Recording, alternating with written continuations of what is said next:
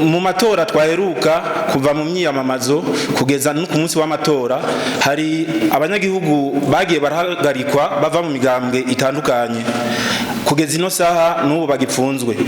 Hari umugambi wo kubatezurira nabo na cyane cyane ko harimo abavuga ko n'ubu bataraburana bijanye n'abafashwe naho nyene rutandukanye ibintu. Umuntu arica umuntu ngo mfunzwe nzira amatora yishe umuntu aziza amatora atazize ko yishe umuntu wacumisa umuntu uravuga ngo namucumisa kubera amatora.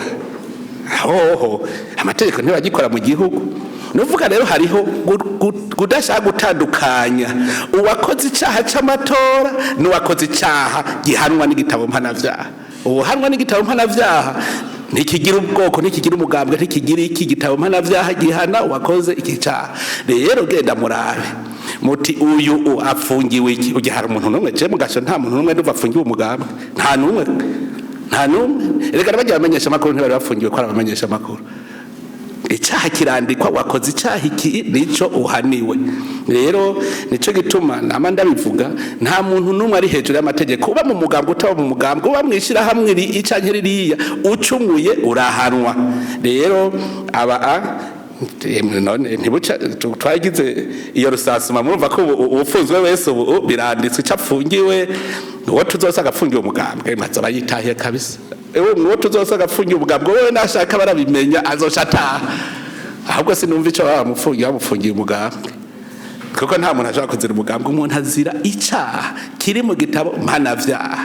Hanyuma hari ivyaha vy'amatora nko buri kutaba amatora hajya barakubika kugira ureke kuyatoba mugaheze yahetse biba bihetse urumva waca yitahira kuko yazize gutoba ngo nanubujije nk'abantu ngo ntibaje gutora ntumwakomerekeje ntugize iki uragize propaganda yawe mu bwenge ukabahushisha eka n'icaha c'amatora ico ngaye amatora aheze none ko atawukubwira ngo warambujije kuja gutora ngo ni bibi. Hanyuma mumenye ibijanye rero no guhana ivyaha burya ega burya harimo no gukingira umuntu yivye bagacaye yishe umuntu harimo kumukingira kuko bajya yakoreye ikibi barashobora kumwihora.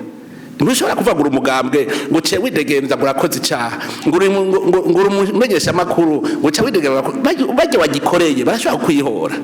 Nico gituma rero guhanwa harimo no kugukingira wowe nyene wakoze icyaha. Ugwaruka bwose gwahenzwe jewe ndazi ko harekuwe abantu benshi cyane kandi murabizi harare abantu bose bari mu bahenzwe koko kuko muri mwene biga hari ico bita crime de masse. Abantu hari n'ababigwamwo batabiwerega burya urashobora kuba bari kuri tembera no kwitembera hajya abapolisi babafashe mwese ugasanga bufashwe mu bari kuratembera bacasubiramwo rero bakaraba bakabona bati abana babikwegewemwo nkuko rero yavuze hari habahenzwe bikwegegwamwo abo emwe je ndazi ko barekuwe bose ndazi ugwaruka gwarekuwe barabacishije menga no mwere no kubigisha inyigisho zo kunda igihugu ni benshi cyane no kubitigira ntaje ndabizanye abo babasigaye yubu narindire muri ivyo nyene navuze twaragize rusasuma umwe wese ndazi yuko abo tuzosanga biri muri mwe nabo baza barabibagiwe bazoca barekugwa ico singorane.